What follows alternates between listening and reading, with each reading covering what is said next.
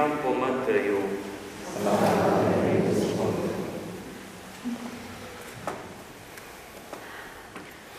Tisti čas je rekel Jezus velikim duhovnikom in starešinam ljudstva: Kaj se vam zdi? Nekdo je imel 2 sina. Stopil je k prvemu in rekel: Sin, pojdi danes delat v vinograd. Ta je odgovoril: Nočem. Toda pozneje se je premislil in šel. Stopil je k drugemu in mu rekel isto. Ta je odgovoril: Grem, Gospod, vendar ni šel. Kateri od teh 2 je izpolnil očetovo voljo? Rekli so: Prvi. Jezus jim je dejal: Resnično povem vam, cestninarji in nečistnice pojdejo pred vami v Božje kraljestvo. Janez je namreč prišel k vam po poti pravičnosti in mu niste verjeli. Cestninarji in nečistnice pa so mu verjeli. Vi ste to videli in se tudi potlej niste skesali, da bi mu verjeli. To je Kristusov evangelij.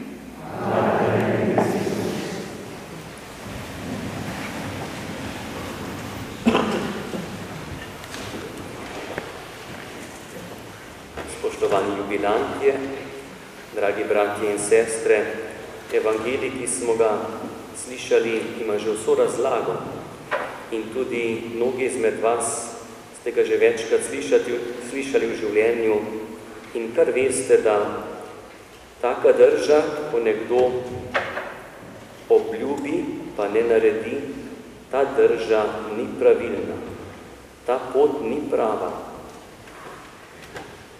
Sem pa začel razmišljati, zakaj je ta drugi sin, ki je tako lepo očetu odgovoril: Da, Gospod, grem delat, kasneje to ni naredil. A je ta sin mislil resno pri tej besedi? A je morda pozabil? Ni imel časa, so prišle druge stvari. Poglejte, koliko obveznosti imamo danes, pridejo stvari, pa ne gre. Ali morda zato rekel, da bo imel mir pred očetom? To otroci doskrat veste. Če vas vprašajo starši, je domača naloga že narejena? Je narejena. Tudi če jo ni, ker če rečeš ni narejena, kaj bo sledi? Kdaj boš naredil? Zakaj nisi naredil? Spet bo treba nekaj narediti. In potem rečeš tisto, kar ni na mestu, ne mislim resno. Ampak nekdo, ki pozabi, nekdo, ki nima časa, ki ne misli resno, tak človek nima iskrenega, dobrega, ljubečega in globokega odnosa do tistega, od katerega je slišal to besedo, povabilo. Če bi bil ta odnos dober, iskren, plemenit, ljubezniv, človek nikakor ne more pozabiti. Da bi kaj druga vmes prišlo in druge stvari se umakne. Da bi rekel nekaj, kar ne mislim resno, na misel mi ne pride. To pomeni, da ta drugi sin ni imel pravega odnosa do očeta. Prvi sin tudi ne. Če takoj zavrne očeta, nočem, ta beseda je bila resna.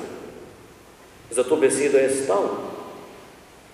Tudi ta prvi sin ni imel odnosa do očeta takega, kot bi oče pričakoval ali želel. Ampak ta prvi sin, ki je imel gotovo druge načrte v življenju, čisto druge interese, je začel razmišljati. Je začel stvari razločevati. To ni na pravem mestu, tako ne bo šlo. Spoznal je svojo držo do očeta, lahko je spoznal ta zlomljen odnos do očeta, ki ga ljubi, da to ni prava pot. In je najprej spremenil mišljenje, potem je pa spremenil tudi svoje ravnanja. S tem je začel spreminjati svoje življenje. Ni šel k očetu in bi se opravičil: oče, oprosti. Poglej, drugače bo. Naredil je tisto, kar je vedel, da oče želi. In je začel graditi tisto, kar še ni bilo v življenju. Eno drzno misel bom izrekel, upam, da me ne boste narobe razumeli. Oba sta bila povabljena na delo v vinograd. Nekdo je delal, drugi pa ne. Sem razmišljal, a je to delo sploh pomembno? A je sploh pomembno, da je nekdo nekaj naredil v vinogradu, nekdo pa ne? Drzno misel bom rekel, to delo v vinogradu, to, kar mi delamo, sploh ni pomembna stvar. Kaj vse se mi prizadevamo? Vse to, kar se mi trudimo, delamo, vse to bo enkrat končano. Tudi če so v vinogradu delali temeljito, drugo leto je isti opravek. In se delo praktično nikjer ne pozna. Če pa nekdo nekaj naredi, ali pa nekdo ne naredi, bo pa drugi namesto njega. Drzna trditev jo bom skušal razložiti malo kasneje. Poglejte, ko človek v življenju razločuje in razmišlja o stvarih, lahko trči v stvari, ki so mu zelo neprijetne. In takrat lahko reče, tako kot je bilo v prvem berilu: Gospodova pot ni pravilna. To mi ni všeč. Ga ni človeka, tudi otroka. Otrok trči v stvari. En primer izpostavim za lažji razmislek. Ko starši vprašajo otroka, kako je bilo v šoli, bo rekel: dobro. Takoj se pa spomni, da se v šoli skregal in še slaba ocena negativna. Ampak trči v Gospodovo pot, ko pravi: ne laži, povej po resnici, in to čuti, pa ne gre. Ta Gospodova pot ni pravilna. Če bo rekel: pretepal sem se, nekaj imam za podpisati, je učiteljica napisala, bojo posledice. Če še povem slabo oceno, pa še druge. In kako težko je samo to Božjo zapoved izpolnjevati, to Gospodovo pot. Starejši imate dosti več primerov v življenju, ko se trči na Gospodovo pot, v Gospodovo pot in lahko rečemo: Gospod, tako pa ne. Ne gre. Drugače želim. A ni tudi to dobro, kar imam jaz? Le kako lepo sem si zamislil.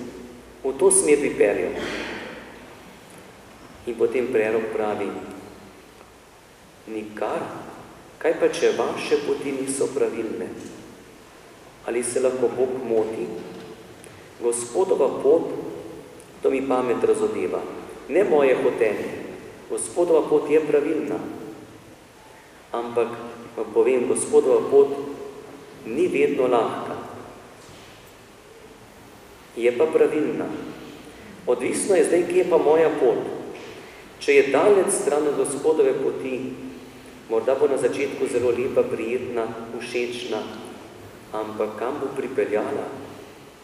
Če se moja pot v življenju čim bolj zbliža z Gospodovo potjo, to zbliževanje pa ni lahko. Koliko je prvi sin razmišljal, da bi zbližal to svojo pot za očetovo potjo. Kako je šel preko sebe, ampak je to naredil, ker je razločil, spoznal, da njegova pot ni pravilna, očetova pa je. In se je približal z velikim trudom, prizadevnostjo. In tukaj nam lahko prihaja v pomoč zelo jasna beseda apostola Pavla. On ne daje v primere, ampak pove naravnost. In reče, bratje in sestre, če kaj pripomore opominjanje v Kristusu. Opominjanje v Kristusu pravi. A veste, da opominjanje ne pomeni, ampak to v Kristusu, ne pomeni obtoževanje drugega. Gotovo razumete, v zakonu, ko gre enkrat prisila ali pa grožnja do drugega, obtoževanje, se začne vse podirati. In kakšno modrost potrebujete, da imate opominjanje v Kristusu s tistim globokim občutkom ljubeznivosti, spoštovanja, da nekdo to začuti. In potem apostol Pavel pravi, če kaj pripomore spodbujanje iz ljubezni. Spodbujanje iz ljubezni ni zahteva. To ni neko kritiziranje, še manj opravljanje, obtoževanje nekoga. In kako potrebujete prav v odnosu drug do drugega to spodbujanje iz ljubezni, ki je včasih težko, ampak edino rodovitno. In potem se lahko dopolni, pravi apostol Pavel, moje veselje v tem, da ste istih misli, iste ljubezni, ene duše, enega mišljenja. Te besede so zelo lepe. Koliko smo sposobni to živeti, je vprašanje, ampak da smo iste misli, iste ljubezni in ene duše, enega mišljenja. Vam pa tukaj povem, da v tem evangeliju, ki smo ga slišali, so 3 sinovi. 2 sta omenjena, 3. pa ne. 3. sin iz te prilike jo to priliko govori. 2 omenja, 3. pa ne. O sebi človek ni primerno, da govori. 3 sinovi so. Oče ima 3 sinove.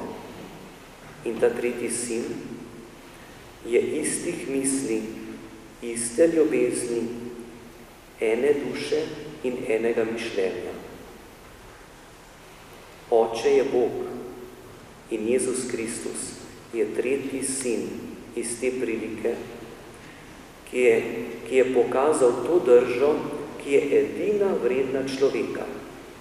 Mi se ustavljamo in se bomo ustavljali enkrat bolj pri prvem sinu, drugič v življenju bolj pri drugem sinu. Povabljeni smo pa k drži 3. sina. Kako? Na kakšen način? Te misli so tako vzvišene, da jih je težko sprejeti v svoje življenje.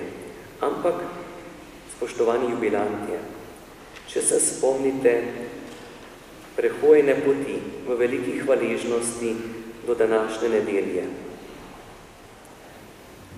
Ali ni bilo takrat lepo v življenju, ko ste prehitevali besedo moža ali pa žene? Ko ste prehitevali v ljubezni, da bi to naredili še predno se pokaže, izreče, nekako najde, kaj je želja bližnjega. V tem prehitevanju to prinaša radost obema. In takrat lahko rečemo, se res bližamo iste misli, iste ljubezni. Smo ena duša. In vam želim tudi v prihodnje, da bi imeli trenutke v življenju, ko bi prehitevali drugega. Prehitevali v dobroti in ljubezni.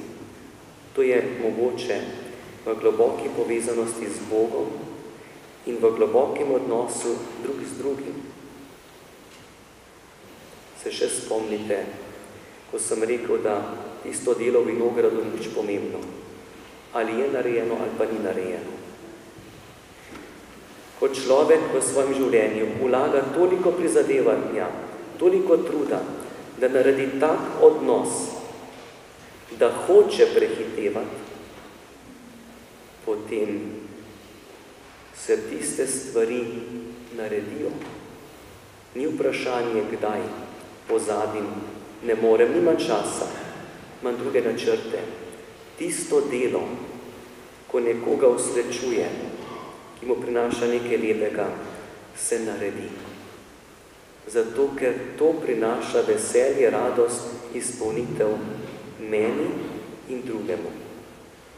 Vsako delo, ki ga naredimo, bo minilo. Vsak odnos, ki ga gradimo, pa bo ostal. Delo, ki ga upravljamo, ima pečat minljivosti. Odnos, ki ga gradimo in oblikujemo do bližnjega, v prvi vrsti med možem in ženo, med starši in otroki, med brati in sestrami, ta odnos pa ima pečat večnosti. In po tem odnosu se tudi druge stvari postavljajo na pravo mesto. In naj bo ta Božja beseda nam spodbudo, da bi res v svojem življenju bili drug do drugega čim bolj iste misli, iste ljubezni, da bi bili kot ena duša, da bi bilo v nas eno mišljenje. Kdo nas povezuje? Povezuje nas Jezus Kristus s svojo ljubeznijo. Zato, dragi zakonci, ne pozabite na iskreno molitev drug za drugega.